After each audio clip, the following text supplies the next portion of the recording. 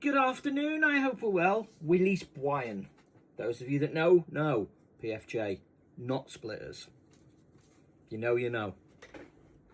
What have the Romans ever done for us? Right, so then, welcome back to what happened in UK history.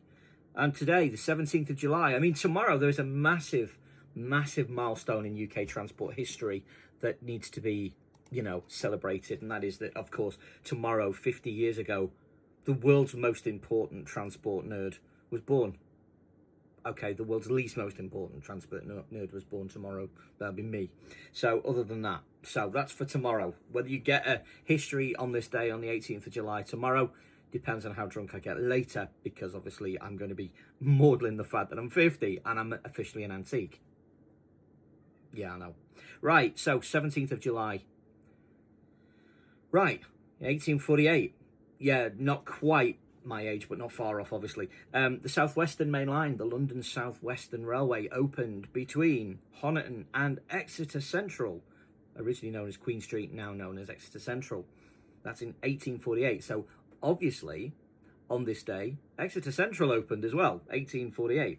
In 1981, the final freight traffic, the last freight train ever, ran across the Woodhead route. Not counting the one that pulled the track up, but obviously revenue generating freight over the Woodhead route. That's between obviously Sheffield and Manchester, or Hatfield as you now know it, on the northern services. The last ever, well, I would imagine it would have been a merry-go-round, because that's what pretty much Woodhead carried. It would have been a merry-go-round service for Fiddler's Ferry. So that was its last ever run. The West Midlands Metro, it opened I'm getting old, leave me alone. Opened its extension to Edgbaston in 2022, out to Edgbaston Village, with the inclusion of 3 stops. I'm not going to name them because I forgot to write that bit down, because I'm useless.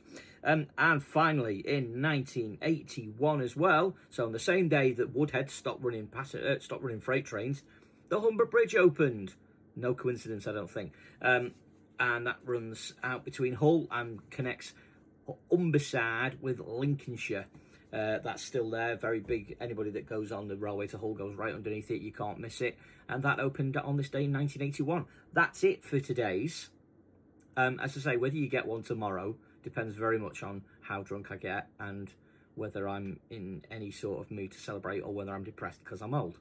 Either way, have a good one. Take care, enjoy the heat, stay safe.